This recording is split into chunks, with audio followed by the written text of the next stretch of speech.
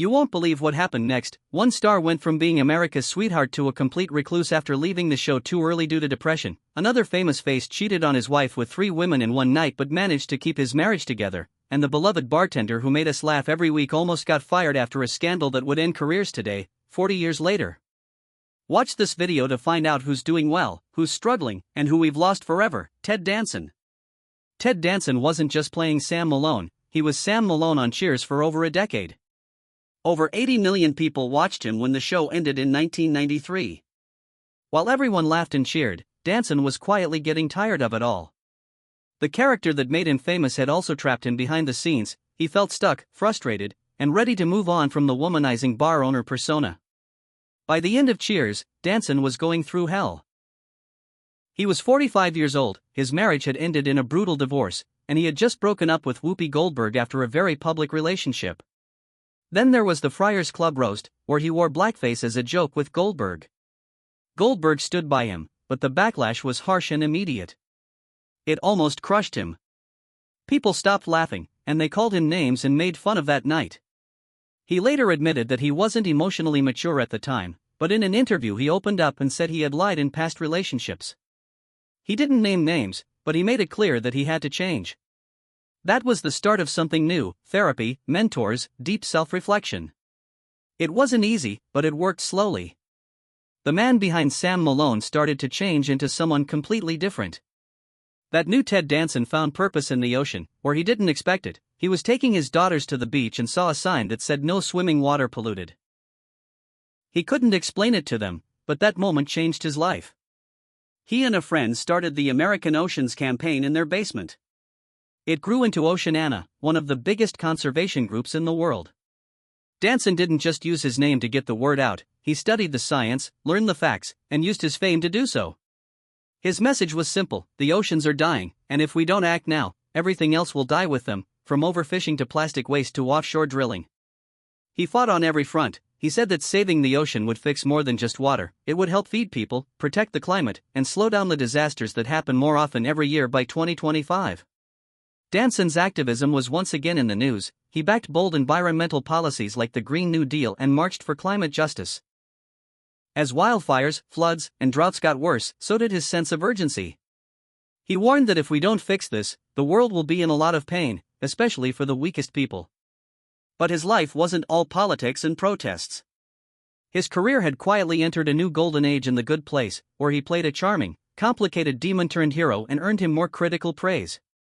Younger fans who had never seen Cheers were now calling him a legend, and his latest Netflix show, A Man on the Inside, was another hit, staying in the top 10 for weeks and earning him another Golden Globe nomination. In January 2025, he will receive one of the highest honors in television, the Carol Burnett Award. Shelley Long lit up the screen as Diane Chambers in. From the first episode, Shelley's sharp wit and never-ending drive made her the heart of Cheers. She was different, she talked like she was quoting Shakespeare and carried herself like she belonged in a lecture hall. But she still made you laugh for 5 seasons. When she quit in 1987, just as the show was at its peak, viewers were shocked, writers were panicked, and even co-creator Glenn Charles said critics thought Cheers might not survive without her. At the time, the move seemed risky and even reckless, but for Shelley, it made sense. Hollywood had come calling with movie offers, and back then, movies were more important than TV. She had already made waves in the money. She wanted to be a part of something great, she wanted to grow. But there was more going on than just ambition. Shelley had just become a mother, and long days on set didn't fit with what she wanted for her daughter Juliana. In interviews, she made it clear that spending time with her child was more important than making another 22-episode season. She also felt like Cheers was repeating itself, with the same stories and tension. It was getting old, and she wasn't interested in phoning it in, so she took the leap. Not everything behind the scenes had been smooth, though. There were creative clashes, and her on-screen partner Ted Danson later said that they had tension, but it was professional, just 2 people with different ways of working. Then there was Kelsey Grammer's character Frasier, who. Some people said Shelley didn't like the change, but she left on her own terms and later said that leaving Cheers was one of the best things that ever happened to her. After leaving Cheers, Shell's career took some strange turns. Her first big movie after leaving was Hello Again, about a housewife who comes back from the dead. Then she played a clueless but likable scout leader in Troop Beverly Hills, which didn't make much of a splash with critics or audiences. Suddenly, leaving Cheers didn't seem like such a good idea. Then there was the Brady Bunch movie, which made her into Carol Brady, the perfect mom in a world that didn't quite make sense. It was weird, funny, and strangely nostalgic. One person said that their relationship got better after they broke up because there was no longer any pressure on each other. They still see each other, talk often, and share important events like the birth of their grandson Sinclair in 2021 and another one after that.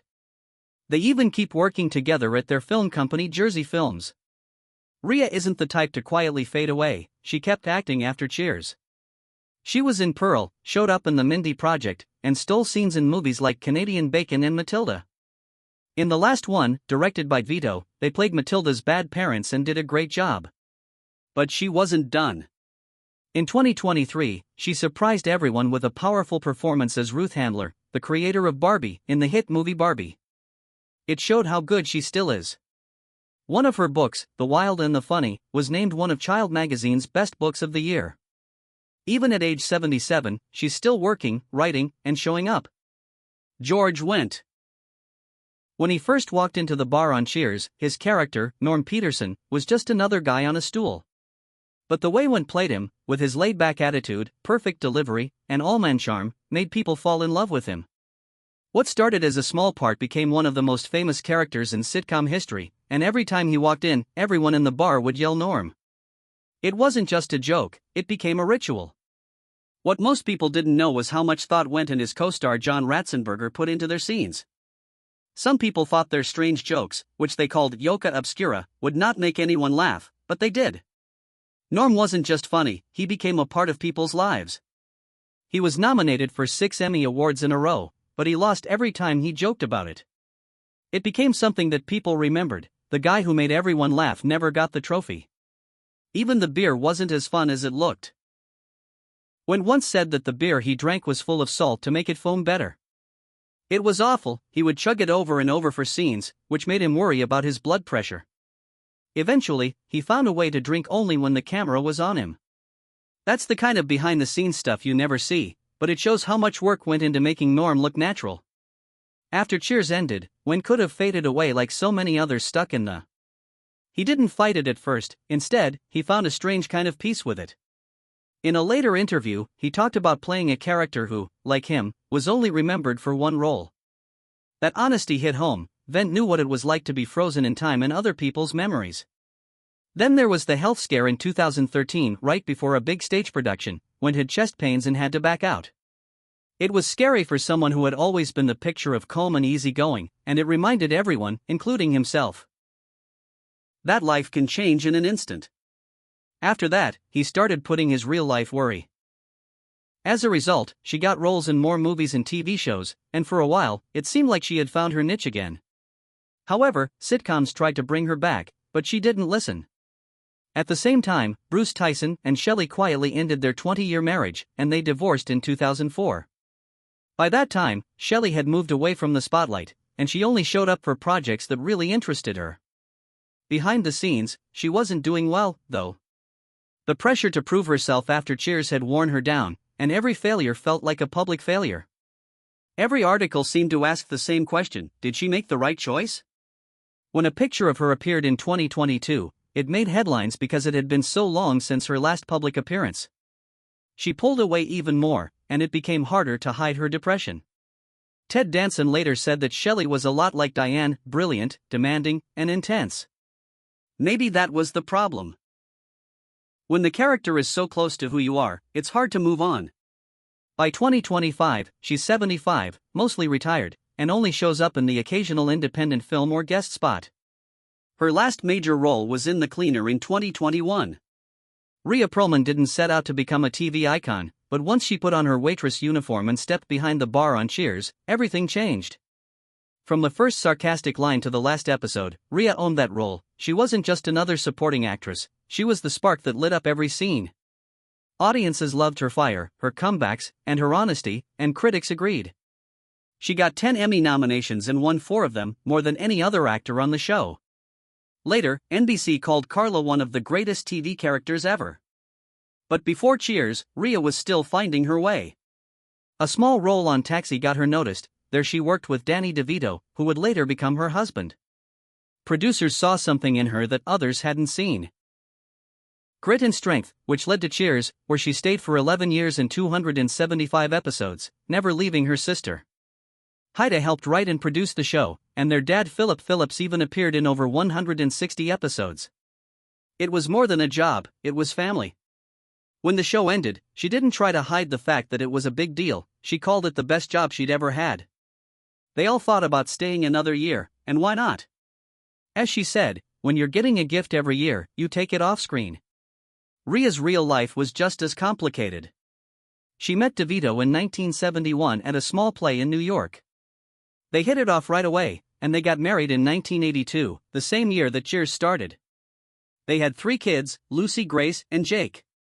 After 30 years of marriage, they split up in 2012, and most people expected them to get divorced, but as of 2025, they're still legally married, close, and raising their grandchildren together.